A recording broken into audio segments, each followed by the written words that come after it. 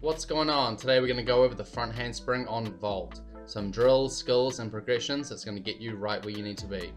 If you like what you see, hit the subscribe, like and turn on the notifications for more future videos. Let's get right into it.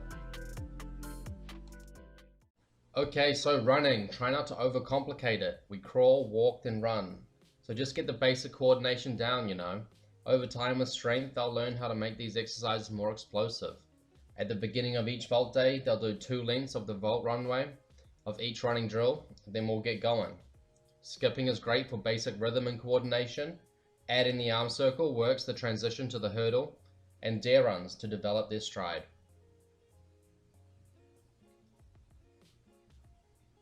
So to help with the aggressiveness of their run, we do a long jump into a pit, slowly bringing the hand mat back to 5 feet. Using the hand mat helps with their peripheral learning, easier than a line. So just hype them up and get them running and jumping. If you haven't got a pit, line up a few soft mats and just get them jumping to their back with their feet out in front of them. Okay, punching. It's like dodgeball. If you can dodge a wrench, you can dodge a ball. Line up 4 or 5 springboards and get them going. They'll learn real quick how to keep their chest up and understand different punching positions on the board. They'll know whether they're leaning too far forward or too far backwards. So if they can understand 5 in a row, going to 1 with a run will be easy money. You can use an arm circle or you can just go straight by your ears. Now we run and do a straight jump up to a resi while punching off a panel mat. If you can learn how to stay tight on a stiffer surface, then going to the springboard will just give you that extra pop. It's also great for building strength, and if you want to get fancy, you can add 2 panel mats if you like. So here we can add another resi, which makes it more challenging, which means they've got to be more aggressive, which is exactly what we want. If they've got it in them, have some fun with it. Try a dive roll, do a front tuck up onto it. Plus, being such a large object, it desensitizes them to when they're going over the table. So this 10-foot air track's a gem because it's perfect for the hurdling spacing. We're looking for a minimum of 10-foot hurdle entry into the board, but ideally around that 12-foot mark. So now, if we're going over to the table, the front of the springboard here is at 2 feet, the back of the hand mat there is at 10.5 feet, and the white line's at 12 feet. We start the table at 115, a little higher than what we're going to start with when we add the handstand, but they've been used to going up to a resi with a panel mat, and so the springboard allows them to get up there. They do a straight jump on, straight jump off to show that they're tight in the air. If you can't stay tight upright, how are they going to do it when they're upside down on a handstand? Have some fun with it too, add a front tuck. They'll also learn real quick how to keep their chest up. It's a good way to start learning a front tuck. So we start by going from half run, which is about 6 steps. We learn how to get comfortable and aggressive in a closer zone, and then we just add more speed. You can also do a lot of repetitions from only a half run, then to full sprint. Okay, so a lot of these can be used as side stations while running a practice. Here we're falling first with a quick arm circle hitting the wall at 45 degrees. Great for body tension and working the arm circle. Now we go down to our belly. Shout out to Mr. Marco Bravo for this. We fall as late as possible and make a quick, fast arm circle to their stomach. Again, great side station. Add a step hurdle and punch off the table to their stomach. You can use a wall or whatever works with your equipment, space, environment. Get creative, see what you can do. Here we've got that McDouble, adding 2 springboards for their punch, handstand, flat back. We're just keeping it low and easy, and the better they are here, the better they're going to be on the vault. It's that easy. Alright, same but different. Reaching to the end of the air track, blocking down a wedge, post-flight awareness. Try to get them to look up at the roof or their fingertips, and that will align their ears right into their shoulders. Boom, knee bounce handstands. Isolates the torso, focusing on the chest and arm position without worrying about the heel drive. This is your bread and butter. Do hundreds of these. If you don't have an air bubble thingy, just use a springboard and chuck a soft mat over it. Okay, so if you want to get fancy, a great entry drill to get them comfortable into a tight shape is this one. To spot them, the one arm closest to them gets into their belly or legs, and the other arm catches their lower back. Over time, you can ease your spotting, and eventually they can do it by themselves. It is scary, so just take your time. They might even start by just going back to a push-up position. But to get to handstand, really needs that spot. So here's another juicy version of the same kind of drill where it helps with the fast punch entry as well as the heel drive. You can start by sandwich spotting it, grabbing their belly and back, wrapping them up and serving it to handstand, just like a Subway. But here it's like a meatball sub, you know. We want to get that sweet onion chicken teriyaki, we add that hop. That's what gives the flavor to the drill. It is scary, so you can start by going to push up, but you can just gradually get higher with spot.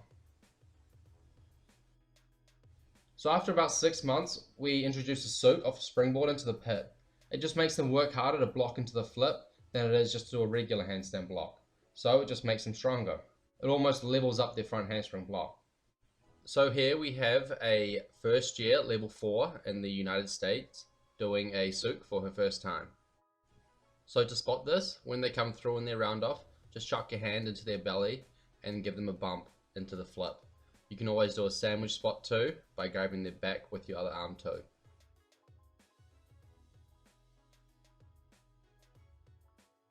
We don't really worry about technique here, we just get them running and flipping. Just enough so they get comfortable to actually start blocking off the springboard to make it benefit the front handspring vault. Then after a year or so, we start introducing the correct hand placement and properly teach the beginnings of a Kaz or a souk, which I'll be going over in another video. Then after a year, we introduce the front handspring front off the springboard. Now the aggressiveness really starts to build. You really start seeing it in second year level 4s or level 5. To spot this, just have your arm closest to them, get into their belly, and you put your other arm on their back, and then you just give them a bump. It's also good to cowboy their knees in case they over-rotate into the pit.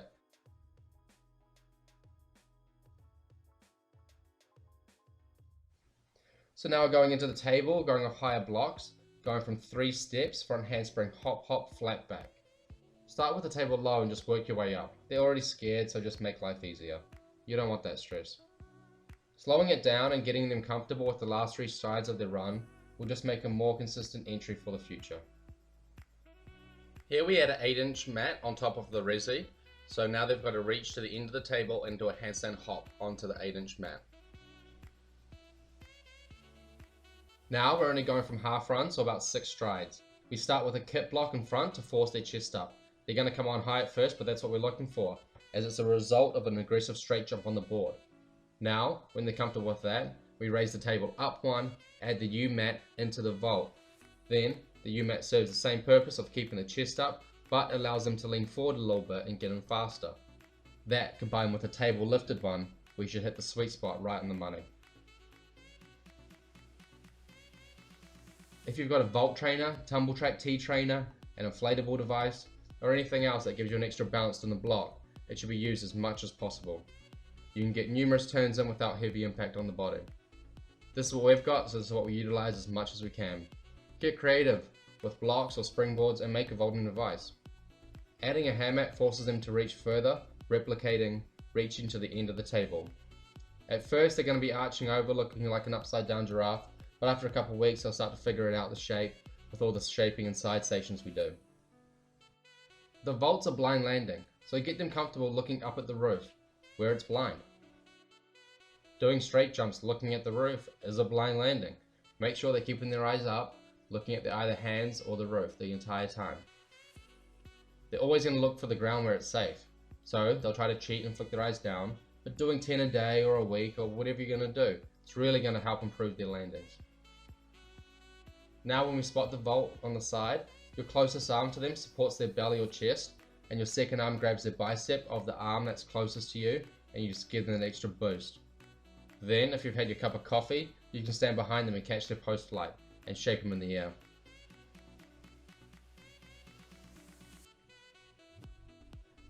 So before we chuck all the pieces together, we double their steps that they've been doing from a half run, which is about 6 steps, and find the number that they're comfortable with, which is around 12 strides.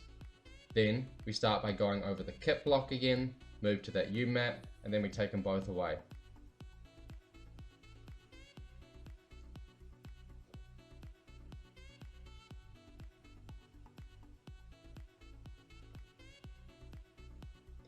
But all of this isn't really because of the drills. It's because of the prep work and conditioning and shaping that goes into it daily. Because we're not trying to make Olympians here, our level 4s learning front handsprings are only in the gym 12 hours a week.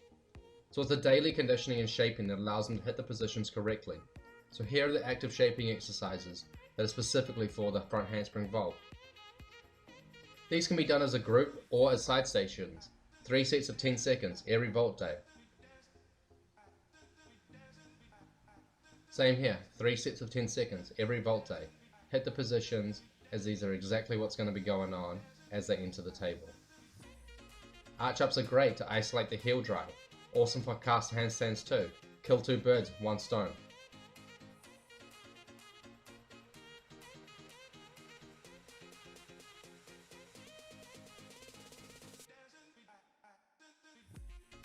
Spotted handstand falls. These are great for body shaping, entry and post-flight position. If they can't hold their shape here, they're not going to be able to do it from a full run and punch. Each day there should be a spotted station in your vault circuit, and this can easily be one of them. Yes, it's going to be tiring, but you know, get that deep squat in and get the results.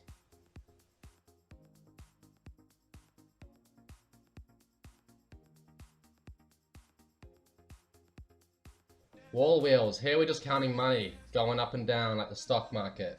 But if we invest ourselves with this exercise, we're going to have some pretty awesome shapes in the future. Here we're just isolating those shoulders while stacking on top of a flat back against the wall, mimicking a handstand. Great side station for strength. Same thing here, puts the emphasis on the shoulders to help with blocking. Emphasizes that hollow chest shape without worrying about the other half of the body. You can use a normal springboard, a mini tramp, an air track, whatever you've got that's just going to help with that shrug through the shoulders. Again, another spotted station that you can have in your vault circuit. Spotted handstand bounces on a springboard. We're just using a baby board for more bounce, but you can use a regular board, air track, tumble track, whatever it's going to be, whatever you have in your gym. Now if you connect a bungee to the ground, we've got resistant shrugs, awesome to build strength and blocking and maintaining a tight body line. Add a straight jump and that's essentially a handstand block. Again, if you can't stay tight doing it here, good luck doing it upside down in a handstand. Okie dokie, now we're getting that hot sauce. We apply so much of our vault to tumble track and working drills here so they can understand the shapes and positions while being less impactful on the body. Every day the girls will spend 10 minutes doing a circuit with these drills, building their strength and coordination. They'll do 2 lengths of each drill every day. So if you like the drills or you're getting something out of it, be sure to share with a friend. Like, subscribe and turn the notifications for more new videos. So push-up hops are great. They're awesome for body tension and awareness. If you can get them going while they're young, it's just going to be a lot easier when you're going on in the future. These are going to keep building on the same shape as long as their career lasts, you know. Push up to belly is great to get their arms out in front of them as fast as they can. You can go 3 hops in a row, down to belly. 3 hops in a row, down to belly. All the way down the tumble track. Doing the worm to a hollow position is awesome. It just makes them understand the shapes at an early age and gets them not understanding their body. You know, they want to understand how their body works and what's going on. And so understand the worm at an early age is going to just improve them so much when they get to the Uchenko and other skills in the future. With an in-ground tumble track, you can get very creative with the drills going sideways.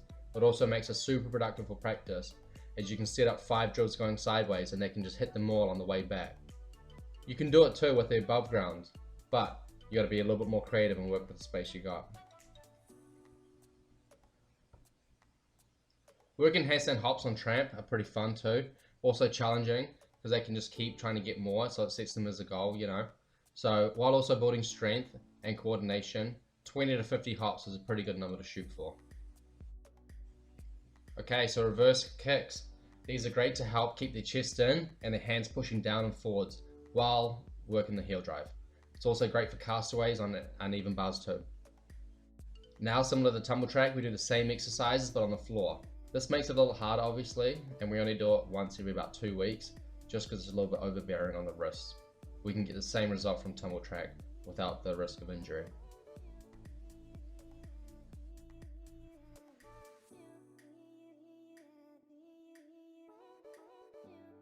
Lastly, the basic handstand hop. If you're going to hop, you may as well try a few more, you know. So shoot for 2 or 3, 4 hops in a row, and then forward roll out of it to show that you're showing that forward momentum. Going up a cheese mat, that just makes it a little bit more difficult. I want to thank you so much for watching the video. It really means a lot to me. Hopefully you got something out of it. Please subscribe, like, and turn the notifications. Share it with a friend or another fellow coach. I'm sure you'll get something out of it. Thank you so much.